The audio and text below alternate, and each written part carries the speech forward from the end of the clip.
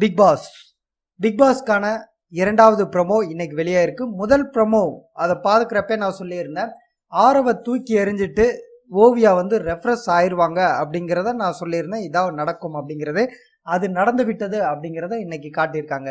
Second ப்ரோமோவில் வந்து பார்த்தீங்கன்னா, dining ஹாலில் வந்து ரைஸா சாப்பிட்டுட்டு இருக்காங்க. பக்கத்தில் ஒரு சேரில் வந்து காயத்ரி வந்து கை வச்சுட்டு நிற்கிறாங்க. இன்னொரு சைடு பிந்துவும் ஜூலியும் இருக்காங்க. ஜூலி பாட்டு பாடுறாங்க, கூட பிந்து பாடிட்டு இருக்காங்க. அதுக்கு நேர ஆப்போசிட்ல வந்து ஓவியா அதை ரசிச்சு பார்த்துட்டு இருக்காங்க. அந்த பாட்டு பாடுறப்ப ஏதோ ஒரு லிரிக்ஸ் வர்றப்ப ஓவியா வந்து கேட்குறாங்க, அடுத்த லிரிக்ஸ் என்ன அப்படின்ட்டு கேட்குறாங்க. அதுக்கு ஜூலி வந்து மறந்துட்டேன் அப்படின்னு சொல்றாங்க. ஏன் அப்பப்போ மறக்கிற அப்படின்ட்டு வழக்கம் போல சிரிச்சுட்டு ஓவியா வந்து கேள்வி எழுப்புறாங்க. அதுக்கு வந்து ஜூலிக்கு சப்போர்ட்டா வந்து காயத்ரி ஒரு வார்த்தை வந்து சொல்றாங்க. சொல்லிட்டு சிரிச்சுட்டே வந்து காயத்ரி வந்து ஃப்ரேம்ல இருந்து வெளியே போறாங்க. அதுக்கடுத்து கட் பண்ணோம்னா ஓவியா வந்து சொல்றாங்க, ஜூலி இனிமேல் மறக்காத அப்படிங்கிறாங்க. உடனே காயத்ரி இனிமேல் பேசுவியா அப்படின்னு சொல்லிட்டு ஜூலி கிட்ட வந்து தலையில கொட்டுற மாதிரி ஆக்ட் கொடுக்குறாங்க. அப்புறம் ஜூலி வந்து கோபமா போறாங்க. காயத்ரி சிரிச்சுக்கிட்டே அப்படியே போறாங்க. எங்க போறாங்கன்னா பாய்ஸ் ரூமுக்கு போறாங்க. அதுக்கடுத்து ஓவியா சாப்பிட்டுட்டு இருக்கிற ரைஸா கிட்ட பேசதானே கூடாது, ஜஸ்ட் ஸ்மைல் அப்படிங்கிறாங்க. அப்பயும் வந்து ரைஸா நத்திங் அப்படிங்கிற மாதிரி சொல்றாங்க. சொன்ன உடனே ஓவியா வந்து கேட்குறாங்க, நத்திங் நெல் அப்படின்ட்டு சொல்றாங்க.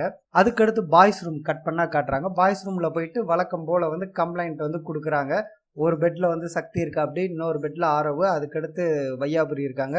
ஜூலி காயத்ரி பாய்ஸ் ரூம்ல இருக்காங்க. அப்போ வந்து ஆரவு சொல்றாரு, ஜூலி கிட்ட வந்து என்ன சொல்றாருன்னா, எதுக்குமே நீ கண்டுக்காத, மதிக்காத அப்படின்னு சொல்றாங்க. இக்னோர் அண்ட் கோ அப்படின்னு ஆரவ் சொல்றாரு. கட் பண்ணா இங்க டைனிங் ஹால்ல இருந்து ஓவியா வந்து மகிழ்ச்சி அப்படிங்கிற சவுண்ட் வந்து கொடுக்குறாங்க. பிந்து மாதவி சிரிச்சுட்டே பாக்குறாங்க. இதான் இன்னைக்கு ப்ரோமோ.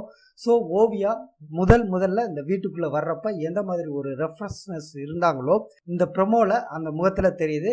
கடந்த சில நாட்களா ஒரு சோகமா எதையும் இழந்த மாதிரி ஒரு குழப்ப நிலையில இருந்தாங்க. அது எல்லாத்துக்கும் தெளிவா இருக்கு. பிந்து மாதவி பேசினதுக்கு அப்புறம் இந்த தெளிவு ஏற்பட்டிருக்கும் அப்படின்னு யூகிக்க முடியுது. முதல் ப்ரோமோ பார்த்ததுக்கு அப்புறம் நான் என்ன சொன்னேன்னா, ஓவியா இந்த மாதிரி தான் எடுத்துக்கிட்டு அவங்க கேரக்டர் படி இப்படிதான் டேக்கிள் பண்ணி போவாங்க அப்படின்னு சொன்னேன். நான் சொன்ன மாதிரி இரண்டாவது ப்ரோமோ அப்படிதான் உறுதிப்படுத்தியிருக்கு. இருந்தாலும் இதுதான் சரியான விஷயம் நம்ம சொல்ல முடியாது. முழுமையான நிகழ்ச்சி பார்த்ததுக்கு அப்புறம் தான் உறுதிப்படுத்த முடியும். அப்புறம் இன்னைக்கு ப்ரோமோல வந்து கவனிச்சோம்னா, இவங்க எதுவுமே வந்து ஒரு மாற்றம் இல்லை. அதாவது ஒருத்தர்கிட்ட ஒதுங்கி போறது வந்து ஒரு சரியான தீர்வா அப்படின்னு தெரியல. ஓவியாவே வந்து வலுக்கட்டாயமா எல்லார்கிட்டையும் பேசுறாங்க. ரைஸா கிட்ட வந்து கொஞ்சம் நீ பேசதான் மாட்ட, சிரிக்கவாது செய்யின்னு சொல்றப்ப அதுக்கும் வந்து நத்திங் அப்படின்ட்டு ரைஸா பதில் சொல்றாங்க. இது என்ன மனநிலை அப்படின்னு எனக்கு புரியல. உள்ள உடனே போயிட்டு யார் ஆப்போசிட்ல இப்ப இருக்கா, இதுக்கு முன்னாடி வந்து சக்தி ஸ்நேகன்ட்ட சொல்லுவாங்க, இப்ப நேரா போய் ஆரவ்ட்ட கம்ப்ளைண்ட் பண்றாங்க. ஆரவ் என்ன சொல்றாரு, ஓவியாவை இக்னோர் பண்ணு அப்படிங்கிறாரு. போன வாரம் வரைக்கும் ஆரவுக்கு தேவைப்பட்ட ஓவியா இந்த வாரம் ஏன் தேவையில்லை அப்படின்னு போனாரு அப்படின்னு எனக்கு புரியல. ஏன்னா இதுக்கு முன்னாடி வந்து பாத்தீங்கன்னா, நீ வந்து சைல்டிஷ் கேரக்டர், உன்னை புரிஞ்சுக்கிட்டேன் அப்படி இப்படின்னு பேசின ஆரவ் வந்து இன்று இக்னோர் பண்ணிட்டு போ அப்படிங்கிறாரு. இன்னும் பல சம்பவங்கள் இருக்கு. ஆரவ் ஓவியாக்குள்ள நடந்த பல சம்பவங்கள் இருக்கு. பல விஷயங்கள் வந்து அவங்க பேசியிருக்காங்க. எல்லாமே நீங்க பார்த்துருப்பீங்க. அதெல்லாம் நான் எடுத்து சொல்லணுங்கிற அவசியம் இல்லை. இப்ப இந்த வாரம் திடீர்னு இவர் இப்போ பல்ட்டி அடிக்கிறது வந்து பார்த்தா இவர் என்ன மாதிரி குணநலன் அப்படிங்கிறத நீங்க தான் ஜட்ஜ் பண்ணிக்கணும். இந்த ப்ரோமோ மூலம் நான் சொல்ல விரும்புற ஒரே ஒரு விஷயம் என்ன அப்படின்னா, இப்ப நமக்கு மனதளவுல ஒருத்தரை பிடிக்காம போயிருக்கு, அவர் வந்து நம்ம கிட்ட பேசணும்னு வர்றாரு அப்படிங்கிறப்ப நம்ம அதுக்கு ரிப்ளை பண்ணிட்டு சரியான விஷயங்கள் ஒரு கலந்து பேசுறதுல வந்து எந்த ஒரு தப்பும் இல்லை.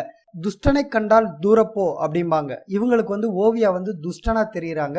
துஷ்டனா தேவதையா அப்படிங்கறது அவங்களுக்கு வெளியே வந்தாதான் தெரியும்.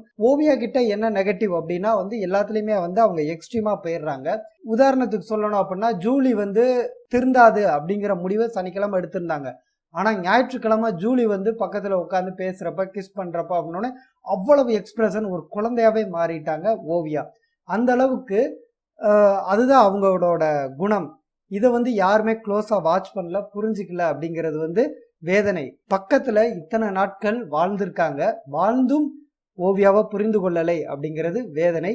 ஓவியா பழைய மாதிரி மாறிட்டாங்க அப்படிங்கிறது அனைவருக்கும் மகிழ்ச்சியான ஒரு செய்தின்னு தான் நான் நினைக்கிறேன். மீண்டும் இன்றைய முழு நிகழ்ச்சி பார்த்ததுக்கு அப்புறம் சந்திப்போம். நன்றி.